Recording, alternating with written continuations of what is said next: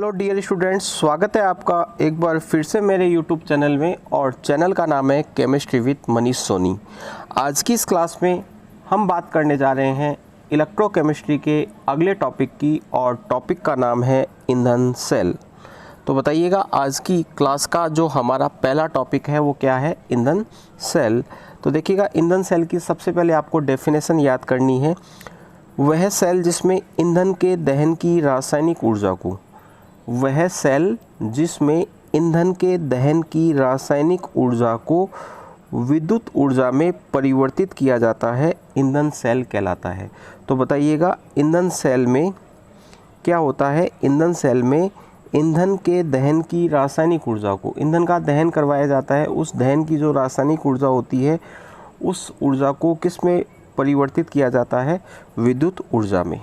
अगली बात आपको याद रखनी है, ईंधन सेल में ईंधन के रूप में हाइड्रोजन गैस या मीथेन गैस या एथेन गैस या प्रोपेन गैस या मेथनॉल का उपयोग किया जा सकता है, परंतु सबसे अधिक प्रचलित व सफलतम ईंधन सेल H2O2 आधारित ईंधन सेल है। अर्थात जो सबसे अधिक प्रचलित और सफलतम ईंधन सेल है उसमें ईंधन के रूप में कौन सी गैस प्रयुक्त होती है? बताइएगा, हाइड्रोजन गैस। और हाइड्रोजन गैस के अलावा आप मीथेन गैस भी काम में ले सकते हो, एथेन भी ले सकते हो, प्रोपेन भी ले सकते हो, या मेथनॉल का उपयोग किया जा सकता है। अगली बात हमें ध्यान होना चाहिए, ईंधन सेल की बनावट कैसी होती है। तो देखिएगा, ईंधन सेल में क्या होता है, कार्बन या टाइटेनियम के दो संरंध्र इलेक्ट्रोड होते हैं।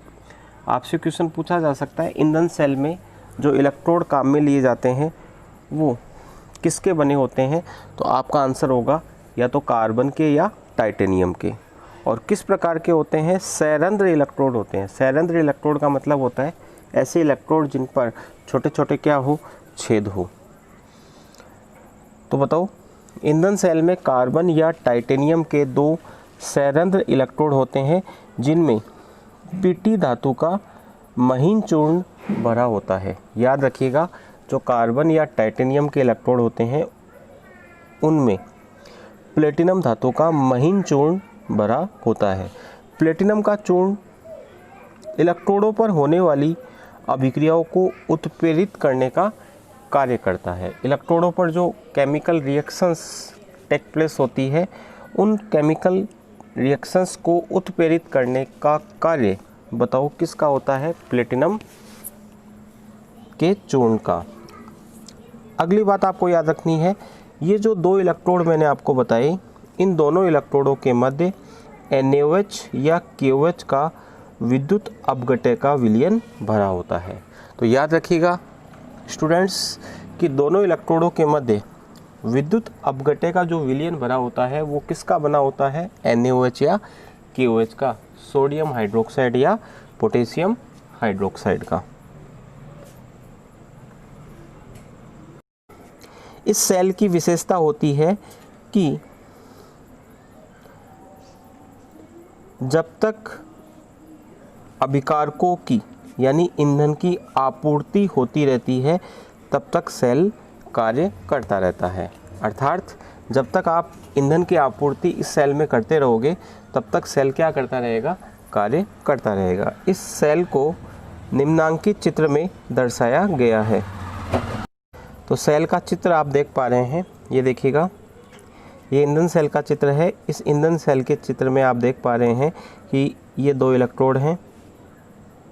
एक इलेक्ट्रोड ये रहा, ये जो ब्लैक वाला एरिया आपको दिखाई दे रहा है, एक इलेक्ट्रोड ये रहा और एक इलेक्ट्रोड ये रहा। ये वाला जो इलेक्ट्रोड है वो एनोड है और ये वाला जो इलेक्ट्रोड है वो क्या है? कैथोड। बताओ इलेक्ट्रोड किसके बने होते हैं? कार्बन या टाइटेनियम के। ठीक है, संरंध्र होते हैं और इनमें प्लेटिनम धातु का चूर्ण भरा होता है। इस सेल से हमें विद्युत ऊर्जा प्राप्त होती है, इसलिए एनोड माइनस का होगा और कैथोड किसका होगा? प्लस का होगा। अब देखिएगा, दोनों इलेक्ट्रोडों के मध्य ये जो लाल कलर वाला एरिया आपको दिखाई दे रहा है, रेड कलर वाला जो एरिया आपको दिखाई दे रहा है, ये क्या है बताइएगा, NaOH या KOH का विलयन। सांद्र NaOH या सांद्र KOH का क्या है, विलयन। ठीक है, एनोड माइनस का है और कैथोड किसका है बताओ, प्लस का। ठीक है, इधर से कौन सी गैस प्रोवाइड की जाएगी, हाइड्रोजन, और इधर से कौन सी गैस प्रोवाइड की जाएगी, ऑक्सीजन। अर्थात एनोड पर हाइड्रोजन गैस प्रोवाइड की जाती है और कैथोड पर ऑक्सीजन गैस प्रोवाइड की जाती है। दोनों की क्रिया से जल का निर्माण होता है और ये जो पाइप आपको दिखाई दे रही है ऊपर, यहाँ से जल जलवाष्प के रूप में बाहर निकलता है। यहाँ पे आप लिख सकते हैं जलवाष्प। ठीक है, तो ये ईंधन सेल की क्या है, बनावट। एक बार वापस से मैं आपको बता देता हूँ। इसमें 2 इलेक्ट्रोड लगे हुए हैं। एक इलेक्ट्रोड ये रहा, ब्लैक कलर वाला आप देख पा रहे हैं स्क्रीन के ऊपर। एक इलेक्ट्रोड ये रहा, एक इलेक्ट्रोड ये रहा। ये वाला जो इलेक्ट्रोड है जो बाईं ओर आपको दिखाई दे रहा है, ये एनोड है, और दाईं ओर जो आपको दिखाई दे रहा है वो क्या है, कैथोड।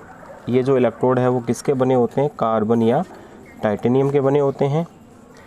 ठीक है, एनोड को माइनस से शो करेंगे और कैथोड को किससे शो करेंगे, प्लस से।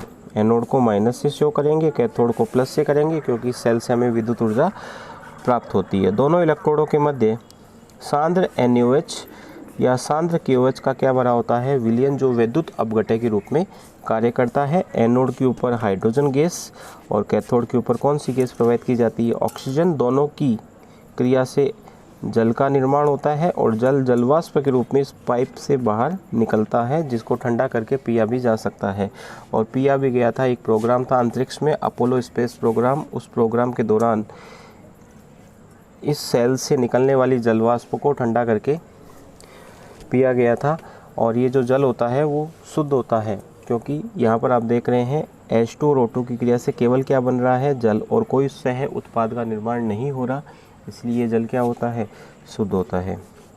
इस सेल में होने वाली अभिक्रियाएं निम्न प्रकार हैं। ईंधन सेल में जो रिएक्शंस होती हैं वो देखिएगा। एनोड पर क्या होगा, ऑक्सीकरण, और कैथोड पर क्या होगा, अपचयन। तो सबसे पहले हम एनोड पर ऑक्सीकरण की जो अभिक्रिया होती है उसकी चर्चा करते हैं। देखिएगा, एनोड पर हमने कौन सी गैस प्रोवाइड की थी, हाइड्रोजन। हाइड्रोजन गैस क्या करती है, 2 इलेक्ट्रॉनों का त्याग करती है और H+ आयनों में बदल जाती है। यानी हम समीकरण लिख सकते हैं, H2 किस में चेंज होता है, 2H+ प्लस 2 इलेक्ट्रॉन। तो बताओ हाइड्रोजन गैस का क्या हुआ, ऑक्सीकरण। ये जो 2 H+ आयन है ये KOH या NaOH के विलयन में उपस्थित OH- आयनों से क्रिया करके जल के 2 अणुओं का क्या करते हैं, निर्माण करते हैं। इसको समीकरण A मान लिया और इसको समीकरण क्या मान लिया, B। A और B को आप जोड़ोगे तो बताओ 2H+ से 2H+ कैंसिल आउट हो जाएगा, तो बचेगा क्या, H2 + 2OH- is equal to 2H2O + 2 electron. ये समीकरण नंबर हो गई 1, और ये किस पर संपन्न होती है बताओ, एनोड पर। और इस समीकरण को आप डायरेक्ट भी याद कर सकते हैं। एक बार वापस से बता देता हूँ। देखो, एनोड के ऊपर ऑक्सीकरण की प्रक्रिया संपन्न होती है।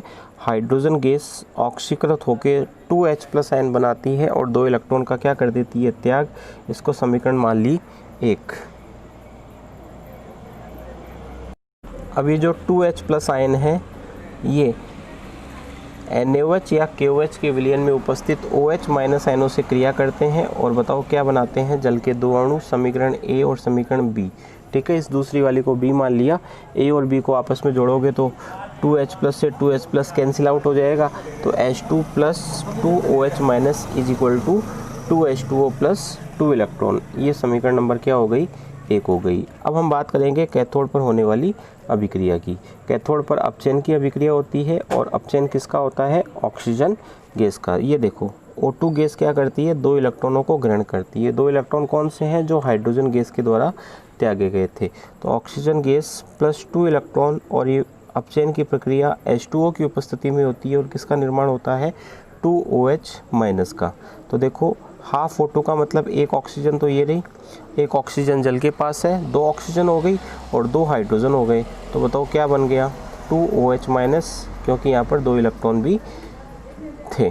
ठीक है, अब देखो समीकरण 1 और 2 को आपस में जोड़ लो। ये समीकरण आपको अच्छे से याद करनी है, क्योंकि बोर्ड एग्जाम में क्वेश्चन पूछा जाता है कि ईंधन सेल में होने वाली अभिक्रियाओं को लिखिए। तो 1 और 2 को आपस में जोड़ोगे तो देखिएगा आप 2 इलेक्ट्रॉन से 2 इलेक्ट्रॉन तो क्या हो जाएंगे, कैंसिल आउट। क्या बच गया बताओ, H2 बच गया, ये H2 लिख दिया। ठीक है। ये 2OH माइनस से 2OH माइनस कैंसिल आउट हो जाएगा, तो H2 प्लस क्या बचा, half O2 is equal to H2O, क्योंकि इधर 2 H2O इधर एक H2O है, तो एक H2O से कैंसिल आउट हो जाएगा, तो अभिक्रिया के राइट हैंड साइड में एक H2O बच जाएगा। तो ये हो गई ईंधन सेल में होने वाली अभिक्रियाएं।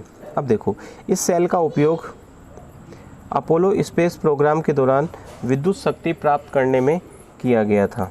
इस सेल का उपयोग अपोलो स्पेस प्रोग्राम के दौरान विद्युत शक्ति प्राप्त करने में किया गया था। इस प्रोग्राम के दौरान इस सेल से निकलने वाली जलवाष्प को ठंडा करके पीने में किया गया था, क्योंकि मैंने आपको बताया था इस सेल से जो जलवाष्प प्राप्त होती है वो बहुत ज़्यादा शुद्ध होती है, शुद्धतम अवस्था में होती है, इसलिए इसको ठंडा करके पिया जा सकता है। ईंधन सेल अन्य सेलों की तुलना में क्या होते हैं, श्रेष्ठ। इसके दो मुख्य कारण हैं।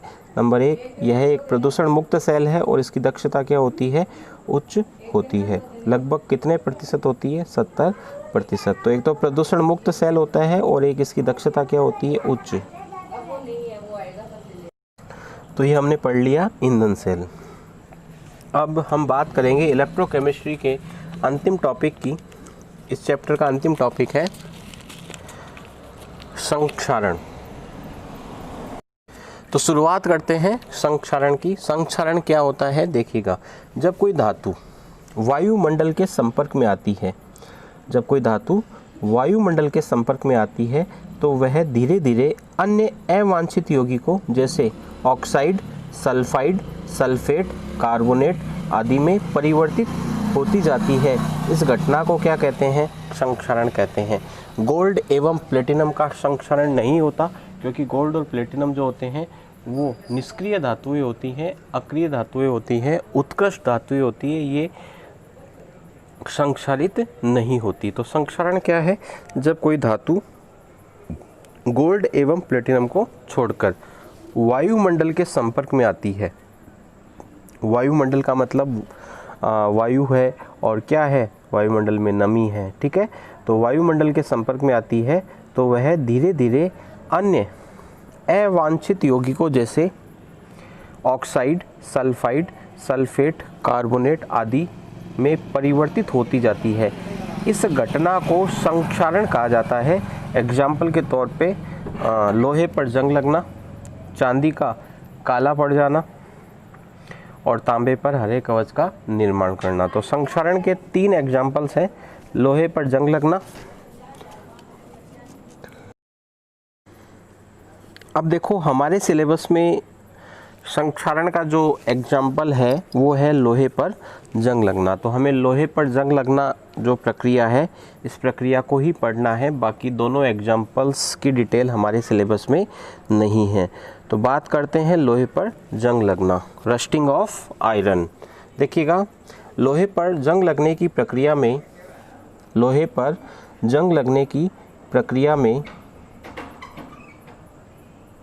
लोहे की सतह का वह भाग जो अशुद्ध होता है, लोहे की सतह का वह भाग जो अशुद्ध होता है एनोड की तरह, वह जो भाग शुद्ध होता है कैथोड की तरह कार्य करता है। देखिएगा, लोहे का मान लीजिएगा हमारे पास एक टुकड़ा है, उस टुकड़े की जो सतह है, उस सतह के ऊपर कोई ना कोई भाग ऐसा ज़रूर होगा जहाँ अशुद्धि होगी।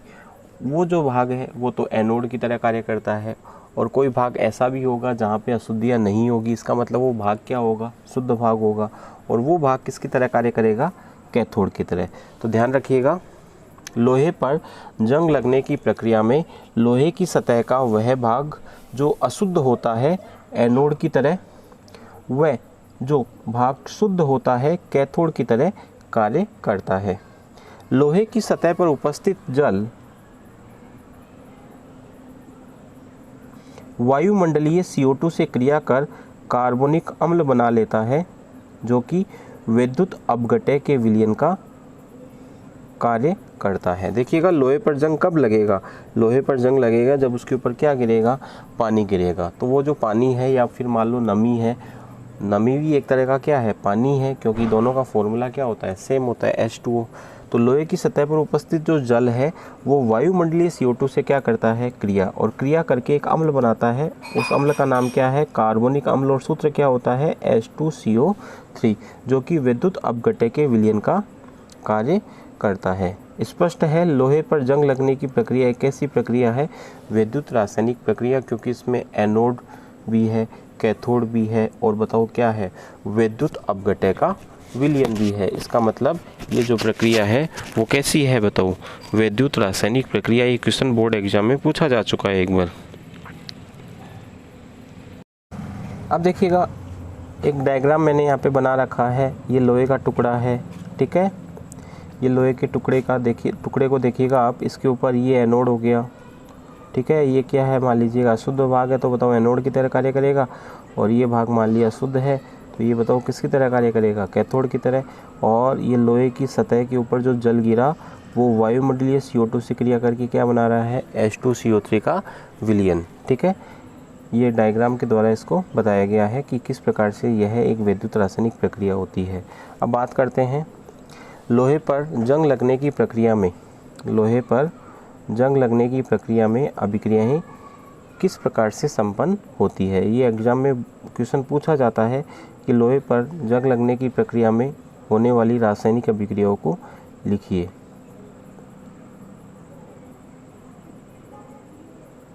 ठीक है, देखो एनोड पर क्या होता है, ऑक्सीकरण, और कैथोड पर क्या होता है, अपचयन। एनोड पर क्या होता है, जो लोहा होता है यानी Fe जो होता है वो 2 इलेक्ट्रॉन त्याग के ऑक्सीकृत हो जाता है और क्या बनाता है बताओ, Fe+2 बनाता है। तो बताओ Fe ने 2 इलेक्ट्रॉन त्याग दिए, तो बताओ Fe किस में बदल गया, Fe+2 में। इस अभिक्रिया के लिए जो मानक अपचयन विभव होता है उसका मान होता है -0.44 वोल्ट। कितना होता है, -0.44 वोल्ट, ठीक है। कैथोड के ऊपर क्या होगा बताओ, अपचयन होगा। अपचयन किस प्रकार होगा, देखिएगा O2 gas plus 2H plus 2 electron is equal to क्या बन गया बताओ, H2O बन गया। तो बताओ यहाँ पर अपचयन किसका हुआ, ऑक्सीजन गैस का अपचयन हुआ। किसकी उपस्थिति में अपचयन हुआ, H+ आयनों की उपस्थिति में क्या हुआ, अपचयन हुआ। और इस अभिक्रिया के लिए जो मानक अपचयन विभव है वो कितना होता है, 1.23 वोल्ट, ठीक है। तो कैथोड पर क्या हुआ, half O2 plus 2H plus 2 electron is equal to H2O। अपचयन किसका हुआ, ऑक्सीजन गैस का। किसकी उपस्थिति में हुआ, H+ आयनों की उपस्थिति में। H+ आयन का मतलब अम्लीय माध्यम में हुआ। कौन से माध्यम में हुआ, अम्लीय माध्यम में। और H+ आयन कहाँ से आए, आप सोच रहे होंगे सर ये H+ आयन कहाँ से आ गए। तो देखिएगा ये जो H2CO3 बना था ना, H2CO3 ये क्या है, अम्ल है। तो बताओ अम्ल किस में घुला हुआ है, पानी में घुला हुआ है। तो ये ब्रेक होके क्या बनाएगा, 2H प्लस CO3 -2। तो ये जो 2 H+ आयन आते हैं वो कहाँ से आते हैं बताओ, H2CO3 के विलयन से। अब देखो समीकरण 1 और 2 को आपस में जोड़ लिया। समीकरण 1 व 2 को आपस में यदि आप जोड़ोगे तो आपके पास जो समीकरण आएगी वो क्या होगी, Fe।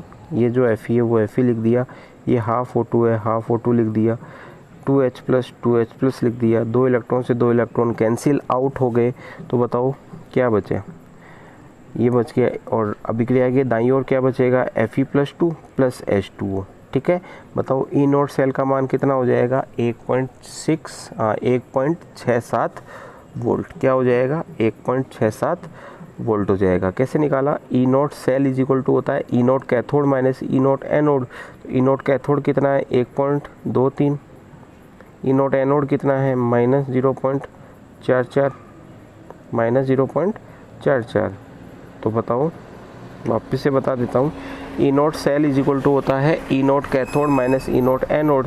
E0 कैथोड कितना है बताओ, 1.23। E0 एनोड कितना है, -0.44, ठीक है।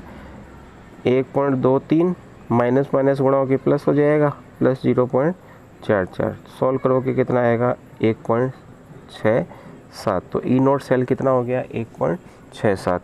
क्या जंग लग गया क्या, नहीं, अभी जंग नहीं लगा। अब क्या होता है, जंग लगने के लिए क्या होता है, ये जो Fe+2 आयन बने ना, ये Fe+2 आयन वायुमंडलीय ऑक्सीजन द्वारा ऑक्सीकृत होते हैं। ये जो Fe+2 आयन बने ये वायुमंडलीय ऑक्सीजन के द्वारा क्या होते हैं, ऑक्सीकृत, और ऑक्सीकृत होके बनाते हैं फेरिक ऑक्साइड। क्या बनाते हैं, फेरिक ऑक्साइड, और फेरिक ऑक्साइड का फॉर्मूला क्या होता है Fe2O3। तो ये रासायनिक अभिक्रिया मैंने लिख दी है 4Fe+2 plus O2 is equal to 4Fe+2 plus O2 plus 4H2O is equal to 2Fe2O3 plus 8H+Ion। ये जो फेरिक ऑक्साइड बना, ये फेरिक ऑक्साइड क्या करता है, जल योजित होकर के जंग का निर्माण कर लेता है। ये देखो Fe2O3 plus XH2O is equal to क्या बन गया, Fe2O3 डॉट XH2O। और ये किसका सूत्र है बताओ, जंग का। तो जंग का सूत्र यदि आपसे पूछे तो बताओ क्या होगा, Fe2O3 dot XH2O, Fe2O3 dot XH2O। तो मैं एक बार केमिकल रिएक्शंस को वापस से याद करवा देता हूँ। बताओ सबसे पहले एनोड पर क्या हुआ, ऑक्सीकरण। Fe किस में बदल गया, Fe+2 में, और 2 इलेक्ट्रॉनों का क्या कर दिया, त्याग। और इस अभिक्रिया के लिए मानक अपचयन विभव कितना होता है बताओ, -0.44 वोल्ट। कैथोड पर क्या होगा, अपचयन। किस प्रकार से होगा, ऑक्सीजन गैस जो है वो 2 इलेक्ट्रॉनों को ग्रहण करेगी, कौन से माध्यम में, अम्लीय माध्यम में। अम्लीय माध्यम जनरेट कौन करता है, H2CO3 का विलयन। तो बताओ ऑक्सीजन गैस अपचयित होकर के क्या बनाएगी, H2O। और इस अभिक्रिया के लिए मानक अपचयन विभव कितना है, 1.23 वोल्ट। समीकरण 1 व 2 को आपस में जोड़ोगे तो बताओ क्या होगा, 2 इलेक्ट्रॉन से 2 इलेक्ट्रॉन कैंसिल आउट हो जाएंगे, तो क्या बचेगा, Fe plus half O2 plus 2H plus is equal to Fe+2 plus H2O। ठीक है। अब ये जो Fe+2 आयन बने, ये Fe+2 आयन क्या करेंगे, वायुमंडलीय ऑक्सीजन से ऑक्सीकृत होंगे, और ऑक्सीकृत होकर के क्या बनाएंगे बताओ, Fe2O3। Fe2O3 जिसका क्या नाम होता है, फेरिक ऑक्साइड। और फेरिक ऑक्साइड क्या करता है, जल योजित होता है जल के X अणुओं से। X का मतलब यहाँ पर जल के अणुओं की संख्या निश्चित नहीं होती, जितना भी जल वहाँ पर उपलब्ध है उसके अकॉर्डिंग जल के अणु वहाँ पर Fe2O3 के साथ जुड़ जाते हैं और जुड़कर जंग का निर्माण करते हैं। और जंग का सूत्र क्या होता है, Fe2O3 डॉट XH2O। अब हम बात करेंगे रोकथाम के उपाय, किस प्रकार से लोहे पर जंग लगने से रोका जा सकता है। तो इसके कुछ उपाय हैं, वो आपको ध्यान रखने हैं। पहला उपाय है लोहे को सीधे वायुमंडल के संपर्क में आने से बचाकर, लोहे को सीधे वायुमंडल के संपर्क में आने से बचाकर लोहे की सतह पर पेंट करके, ठीक है, कलर वगैरह उसके ऊपर कर दिया जाता है तो आप देखते हो जंग नहीं लगता। तीसरा उपाय है लोहे की सतह पर अधिक क्रियाशील धातु जैसे जिंक की परत चढ़ाकर, इस प्रक्रिया को क्या कहते हैं, गैल्वेनीकरण कहा जाता है।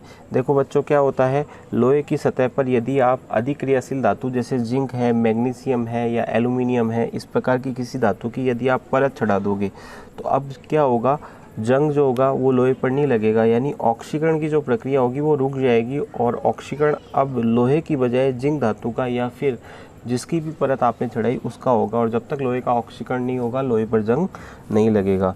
तो आपसे क्वेश्चन पूछा जा सकता है गैल्वेनीकरण क्या होता है, तो लोहे की सतह पर अधिक क्रियाशील धातु जैसे जिंक की परत चढ़ाकर लोहे पर जंग लगने से बचाया जा सकता है। इस प्रक्रिया को क्या कहते हैं, गैल्वेनीकरण कहते हैं। अच्छे से इसको याद कीजिएगा।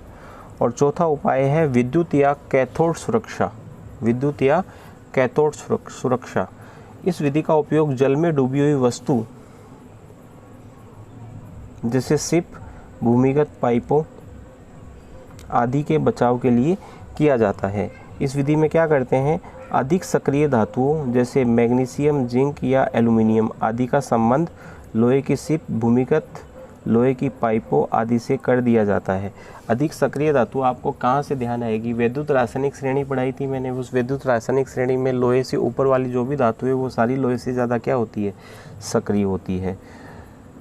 तो क्या किया बताओ इस विधि में, इस विधि का उपयोग कब किया जाता है, जल में डूबी हुई वस्तु जैसे शिप, भूमिगत पाइपों आदि के बचाव के लिए किया जाता है। इस विधि में अधिक सक्रिय धातुओं जैसे मैग्नीशियम, जिंक या एल्यूमिनियम आदि का संबंध लोहे की शिप या भूमिगत लोहे की पाइपों आदि से कर दिया जाता है। अधिक सक्रिय धातु एनोड का कार्य करती है, वह लोहे से पहले इलेक्ट्रॉन का त्याग कर देती है। इस प्रकार अधिक सक्रिय धातु का संक्षारण होता है, लोहे का रुक जाता है।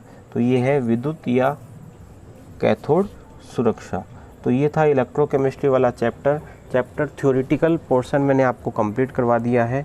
अब आगे आने वाला जो वीडियो होगा उस वीडियो में मैं सबसे पहले बोर्ड एग्ज़ाम में पूछे गए जो क्वेश्चंस हैं उनको मैं सॉल्व करवाऊंगा 2014 से लेकर 2019 तक के क्वेश्चंस।